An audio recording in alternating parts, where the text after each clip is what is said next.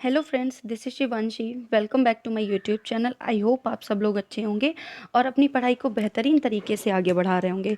आज हम लेकर के आए हैं घटना चक्र की जो लेखपाल है ग्रामीण परिवेश की बुक, उसका फर्स्ट चैप्टर के एमसीक्यूज़।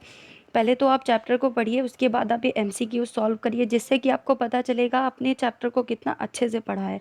और इसमें सारे इंपॉर्टेंट क्वेश्चंस को मैंने कवर किया हुआ है। इसे मैं 2 या 3 पार्ट्स में कराऊंगी। तो चलिए चलते हैं, स्टार्ट करते हैं अपना वीडियो। और आज का हमारा पहला क्वेश्चन है, स्वतंत्रता के समय भारत की अर्थव्यवस्था किस पर आधारित थी।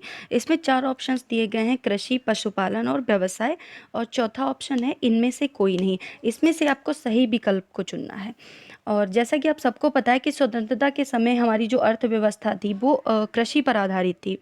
साक्षरता दर बहुत ही कम थी, तो यहाँ पर सही ऑप्शन जो होगा हमारा वो होगा ए, कृषि। पशुपालन भी नहीं हो सकता, व्यवसाय भी नहीं हो सकता, कृषि ही होगा इसका।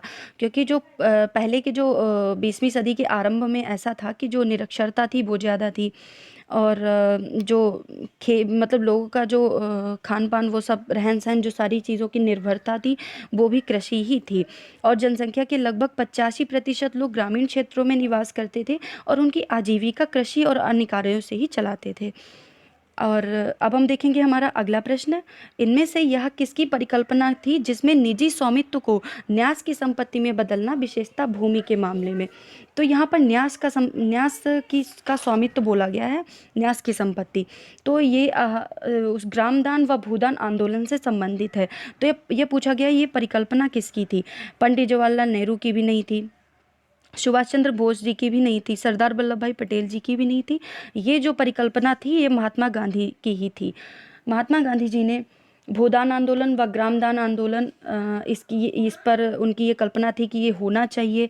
तो इसमें हम देखते हैं कि निजी जो स्वामित्व को न्यास की संपत्ति में बदलना, यानी न्यास की संपत्ति का अर्थ क्या है। तो न्यास स्वामित्व का अर्थ है उत्पादन के साधनों के स्वामी अपनी संपत्ति और उपक्रम के न्यासी बन जाएं, या उस समुदाय की हो जाए जो उस पर श्रम करे। यानी कि पहले जैसे किसी जमींदारी प्रथा थी, तो कुछ लोगों के पास बहुत ज़्यादा संपत्ति थी, कुछ इतने गरीब लोग थे कि उनके पास कुछ भी नहीं था। तो इसमें वो होता था कि जो हमारी ज़मीन हम दूसरों को देते थे काम करने के लिए, उसके बदले में उनसे लगान या कर जो भी लेते थे, तो वो श्रम करने वालों की ही हो जाए जो उस पर काम कर रहा है। तो ये है न्यास स्वामित्व। अब हम देखते हैं हमारा अगला प्रश्न है, ऑपरेशन बरगा किस राज्य सरकार के भूमि सुधार कार्यक्रमों में से एक है। ऑपरेशन बरगा जो है वो किस स्टेट गवर्नमेंट का भूमि सुधार कार्यक्रम है। पहला option A Uttar Pradesh, B option Paschim Bengal, C option Madhya Pradesh, D option Telangana. इसमें से 4 ऑप्शन दिए गए हैं, आपको सही विकल्प चुनना है और इसका सही विकल्प है हमारा बी, पश्चिम बंगाल। ऑपरेशन बरगा जो है वो पश्चिम बंगाल सरकार के भूमि सुधार कार्यक्रम में से एक है। इसमें क्या होता था कि बटाईदारी के जो अभिलेखन और बटाईदारों को स्थायी और पैतृक अधिकार देने के लिए एक विशेष अभियान चलाया गया था। और इसमें बरगदा जो थे वो पश्चिम बंगाल में बहुत अधिक संख्या में थे और भी कृषकों के साथ वहाँ की एक कृषि की रीढ़ की हड्डी थे। पश्चिम बंगाल में 1978 से ऑपरेशन बरगा एक प्रमुख कार्यक्रम रहा है, जहाँ पे वाम दलों की सत्ता में आने आए थे। उसके बाद से 1978 से यह एक बहुत प्रमुख कार्यक्रम रहा है। तो अब हम देखते हैं हमारा अगला प्रश्न है, निजीकरण, उदारीकरण और भूमंडलीकरण की नई आर्थिक नीति जब प्रारंभ की गई उस समय केंद्र में प्रधानमंत्री कौन था। ए मनमोहन सिंह, बी सोनिया गांधी, सी नरसिम्हा राव, डी अटल बिहारी वाजपेयी। इसमें आपको सही विकल्प चुनना है। इन चारों में से सही विकल्प होगा ए नरसिम्हा राव और बी मनमोहन सिंह, उस टाइम हमारे वित्त मंत्री थे। तो यहाँ पर सही ऑप्शन होगा सी नरसिम्हा राव। ये बहुत ही इंपॉर्टेंट क्वेश्चन है, पीईटी में इसमें से एक प्रश्न पूछा गया था। वर्ष 1991 में निजीकरण, उदारीकरण और भूमंडलीकरण की नई आर्थिक नीति प्रारंभ की गई थी। तो ये कब प्रारंभ की गई थी? 1991 में। हम इसे ध्यान से याद रखेंगे। आप ये क्वेश्चन तभी कर पाएंगे जब आपने पूरे पाठ को बहुत अच्छे से पढ़ा होगा। तो इसीलिए प्लीज़ वीडियो को एंड तक देखिएगा। मेरी रिक्वेस्ट है आपसे, आपको वीडियो पसंद आए तो प्लीज़ लाइक, शेयर और सब्सक्राइब मेरे चैनल को ज़रूर करिएगा। अगला क्वेश्चन देखते हैं, सितंबर 2001 में ऋण से स्वतंत्रता एक प्रभावशाली सम्मेलन इनमें से कहाँ आयोजित हुआ था? ए पंजाब, बी उत्तर प्रदेश, सी हरियाणा, डी मध्य प्रदेश। इनमें से आपको सही ऑप्शन को चुनना है और इसका सही ऑप्शन होगा ए पंजाब। जो ऋण से स्वतंत्रता एक प्रभावशाली सम्मेलन था, ये पंजाब में आयोजित किया गया था। कहाँ आयोजित किया गया था? पंजाब में। और आपको बहुत अच्छे से याद रखना है।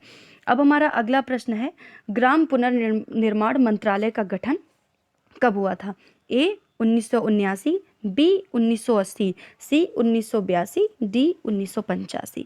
इसमें से आपको सही विकल्प को चुनना है। ग्राम पुनर्निर्माण मंत्रालय का गठन कब हुआ था? और इसका सही विकल्प होगा ए 1979।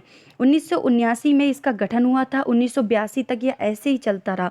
उसके बाद में क्या हुआ था कि 1982 में इसका नाम बदलकर ग्राम विकास मंत्रालय कर दिया गया। 1985 में इसका एक बार फिर नाम बदलकर कृषि मंत्रालय कर दिया गया और इसमें एक अलग से ग्राम विकास विभाग रखा गया। जिसके बाद इतने नामों में परिवर्तन होने के बाद 1999 में से अंततः ग्राम विकास मंत्रालय कहा जाने लगा। बहुत इंपॉर्टेंट क्वेश्चन है, प्लीज़ इसके सारे पॉइंट्स को अच्छे से आप लोग याद रखिएगा। प्लीज़ बहुत अच्छे से याद रखिएगा, लेखपाल एग्जाम में आने की इसकी बहुत बहुत संभावना है। अब हम हमारा अगला प्रश्न देखते हैं कि राष्ट्रीय ग्राम विकास कोष की स्थापना कब की गई थी? तो जो राष्ट्रीय ग्राम विकास कोष था, इसकी स्थापना 1984 ईस्वी में हुई थी। 4 ऑप्शन है, 1982, 1984, 1985, 1999। लेकिन इसकी स्थापना का जो वर्ष है वो 1984 है। अब हम हमारा अगला प्रश्न देखेंगे कि इसका जो उद्देश्य था, इससे जो रिलेटेड जो फैक्ट है कि इसका उद्देश्य था वो ग्राम परियोजना जो थी, ग्राम विकास परियोजनाएं थी, उनके लिए धन जुटाना था। बहुत इंपॉर्टेंट ही क्वेश्चन है, अगर आना होगा तो इसके बारे में भी पूछ सकते हैं, तो प्लीज़ इसे बहुत अच्छे से याद रखिएगा। अब हमारा अगला प्रश्न है कि ग्राम विकास कार्यक्रमों के प्रशासन की सीधी जिम्मेदारी किसकी होती है? मतलब इसका उत्तरदायित्व तो किसका होता है? इसमें से ऑप्शन जो दिए गए हैं, ए राज्य सरकार, बी केंद्र सरकार, सी या तो इन दोनों की, डी इनमें से किसी की भी नहीं होती है। तो इसका जो सही विकल्प होगा वो होगा जाकर के राज्य सरकार की, ए। यानी इसका सही विकल्प क्या होगा? ए होगा। ग्राम विकास कार्यक्रमों के प्रशासन की सीधी जिम्मेदारी राज्य प्रशासन की होती है। लगभग सारे